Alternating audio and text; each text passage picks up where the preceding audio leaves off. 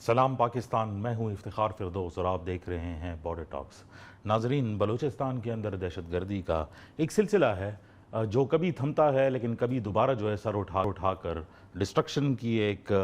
لہر جو ہے وہ بنا دیتا ہے، جسے پاکستان کا جو امیج ہے نمبر ون، دوسرا جو پاکستان کے فائنینشیل ایشوز ہیں، کیونکہ بلوچستان ایک ایسا صوبہ ہے جو ریسورسفل ہے اور پاکستان کی اکانومی کا بیک بون جو ہے وہ سمجھا جاتا ہے، وہ دوبارہ انڈر کویسچن جو ہے وہ آ جاتا ہے۔ اس لحاظ سے ہم نے دیکھا کہ آرمی چیف اور پرائم منسٹر دونوں جو ہے وہ بلوچستان گئے۔ کوئٹہ میں جو چیف آف آرمی سٹاف ہیں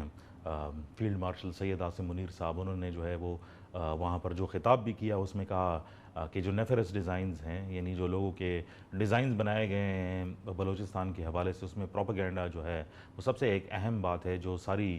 امیج کو پاکستان کو اس کو خراب تو کر رہا ہے، لیکن نیفیریس ڈیزائنز کے اندر جو ہے وہ ریکروٹمنٹ کے بھی جو ہے وہ کام آتی ہے۔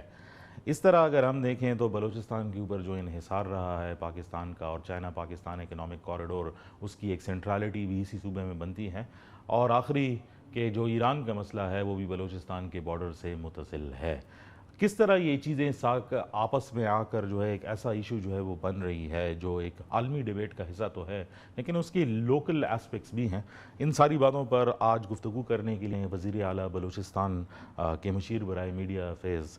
شاہد رند صاحب کو جو ہے مدعو کیا ہے، جو ان باتوں پر کافی گہری نظر رکھتے ہیں اور ان سے کچھ سخت سوالات جو ہے وہ پوچھیں گے۔ بہت شکریہ رند صاحب ٹائم دینے کے لیے، اور خصوصی طور پر جو ہے وہ اسلام آباد آنے کے لیے، بات چیت جو ہے وہ کرنے کے لیے۔ دو چیزیں بلوچستان کے حوالے سے کافی امپورٹنٹ ہیں، ایک سیکیورٹی اور جو دوسری گورننس کے ایشوز ہیں۔ تو اگر ہم انٹرنل سیکیورٹی ڈائنامکس کے اوپر بات کریں، اور آپ کو پتہ ہے کہ بلوچستان اس ٹائم پہ کانسنٹریشن ہے اور ایک لائم لائٹ بھی ہے انٹرنیشنلی ایران کے ایشو کے حوالے سے، لیکن ہم نے حالیہ دنوں میں دوبارہ کچھ اسکیلیشن جو ہے وہ وائلنس میں دیکھی ہے۔ انٹرنلی کیا سوچا جا رہا ہے کہ محرکات کیا ہیں، اور جو ڈی اسٹیبلائزیشن ہے، کیونکہ لارج طور پر تو اس میں فائنینشیل ایشوز کو جو ہے وہ ہٹ کیا جا رہا ہے، اور جو ملک کا بیک بون ہے وہ بلوچستان ہے financially. What is this thinking in side the government circles کہ اس کے جو ہے وہ کیٹلسٹس کیا ہیں؟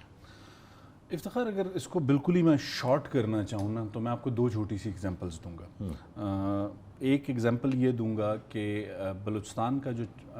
ایک لفظ کہا جاتا ہے بلوچستان کا مسئلہ،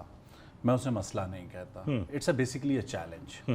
اور چیلنج کوئی نیا نہیں ہے۔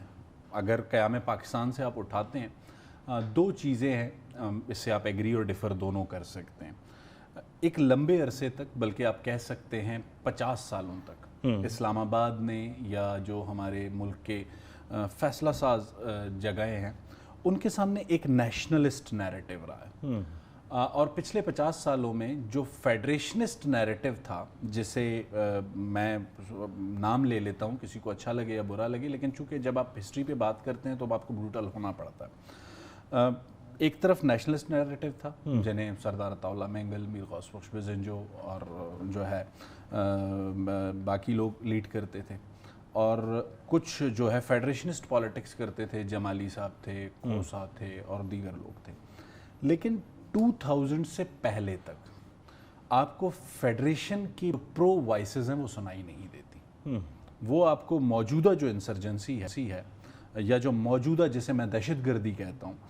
جو 2000 سے شروع ہوتی ہے اور جو ابھی تک جاری ہے۔ افتخار، کسی بھی ملک میں دہشت گردی کا سامنا کسی بھی ترقی یافتہ ملک کو یا ترقی پذیر ملک کو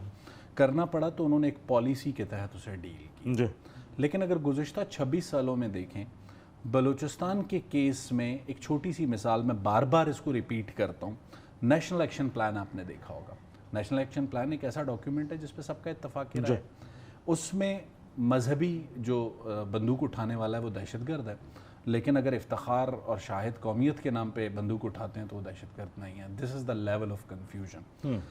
موجودہ جو لہر ہے اس میں اضافہ آیا ہے، اس کے وجوہات پہ اگر آپ جائیں گے، وجوہات ایکسٹرنل انڈیا سے لے کے، جب بھی کوئی ایک دہشت گردی کا واقعہ ہوتا ہے، ہم اس کی جب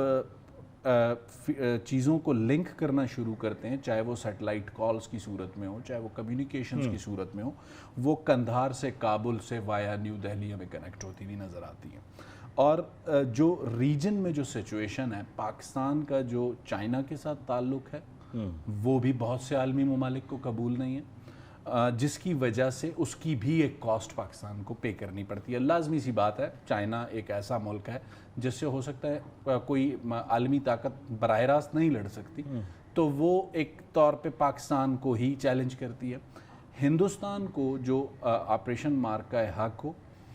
بنیان المرصوص ہو، اس سے پہلے جتنے فالس فلیگ آپریشنز ہوں، آپ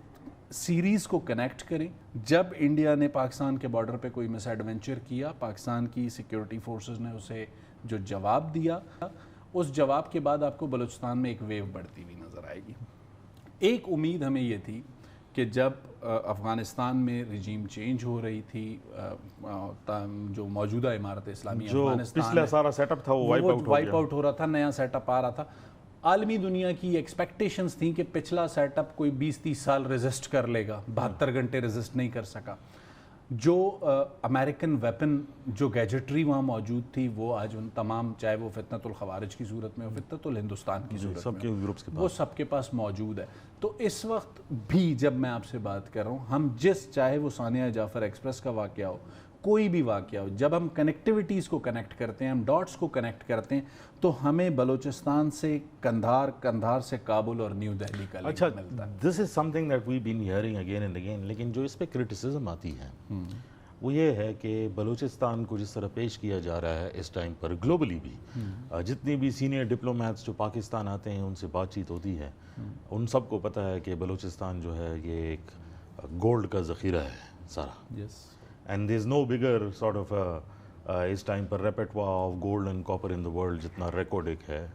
اور اگر ہم پچھلے 5-6 سال یا 10 سال تک جو ہے وہ پیچھے چلے جائیں تو ہماری جو فائنینشیل بیک بون ہے وہ اس پر ریلائنٹ ہے۔ اس کو ایک تو ایکسٹرنل چیلنجز کی تو ہم بات کر رہے ہیں، لیکن جو انٹرنل چیلنجز ہے، وائی از اٹ کہ یہ ریکرنٹ ہے، تھریش ہولڈ اتنا زیادہ ہے، ممالک بہت زیادہ جو ہے پروکسی وارز میں جو ہے وہ انوالوڈ ہیں، یا انٹرنل بھی تو چیلنجز ہوں گے؟ آپ نے نیشنلسٹ کی جو ہے وہ بات کی، تو جو نیشنلسٹ نیشنل ایکشن پلان میں نہیں آتے، ایک سوچ تو ابھی بھی یہ ہے کہ نیشنلسٹ کو قومی دھارے میں لے کر آیا جائے، اور شاید یہ جو ہے وہ الیگزر ہو جسے جو ہے ہم شاید کوئی حل جو ہے وہ ڈھونڈ لیں۔ اچھا، آپ اس کو، میں اگر آپ کے کویسچن کو آخری جو نیشنلسٹ والے جملے کو سمرائز کروں، یا جو میں انڈرسٹینڈ کر پایا، آپ یہ کہنا چاہ رہے ہیں کہ کوئی نیشنلسٹ گورنمنٹ ہو وہ آ کے لیڈ کرے؟ نہیں، جو اس ٹائم پر جو ایک کریک ڈاؤن بھی ہم دیکھ رہے ہیں، شاید ان سے بات چیت دوبارہ نیشنلسٹ ایلیمنٹس ہیں جو پرو نیشنلسٹ ہیں، جو انسرجنٹ کی طرف جو ہے وہ ٹلٹڈ ہیں۔ نام لیں تاکہ میں بھی نام لے کے بات کر سکوں۔ تو ہم یوزلی جو ہے وہ بات جو ہے وہ کرتے ہیں کہ بی وائی سی کے اوپر جو ہے وہ ایک کریک ڈاؤن ہے۔ اب ایک سوچ یہ ہے معاشرے کے اندر بھی جنرلی میں کہ یہ اس علاقے کے لوگ ہیں، اگر ان سے بات چیت جو ہے وہ ہو تو شاید اس مسئلے کا کوئی حل جو ہے وہ نکالا، اور یہ ریکروٹمنٹ جو ہے وہ کم ہو۔ What is the government think on that? اچھا، that's very important point. B Y C بنائی کیوں گئی؟ ریزن یہ تھا کہ جی مسنگ پرسنز، جو آپ کے سامنے اسلام آباد کے سامنے پرسپشن ہے، بی وائی سی کا مسنگ پرسن کا ایشو ڈپٹی کمشنر گوادر نے ریزالو کرنا تھا، یا D G Gwadar development authority نے ریزالو کرنا تھا۔ مسنگ پرسن کا issue is related with the home department, with the chief minister. تو جو گوادر کا ان کا دھرنا تھا وہ اس وقت تھا جب آپ سی پیک فیز 2 کو شروع کرنے کی بات کر رہے تھے۔ تو اندازہ یہ ہوتا ہے کہ سلوگن کچھ اور ہے، اہداف کچھ اور ہے۔ بی وائی سی کے ساتھ نیگوسیشنز منسٹر لیول پہ بھی ہوئیں، بی وائی سی کے ساتھ نیگوسیشنز بیوروکریٹک لیول پر بھی ہوئیں، اور ہر ان کے احتجاج میں ہوئیں۔ Government of Balochistan, chief minister Balochistan Sarfaraz Bugti کا اسٹانس ویری کلیئر تھا کہ احتجاج کرنا، پرامن احتجاج کرنا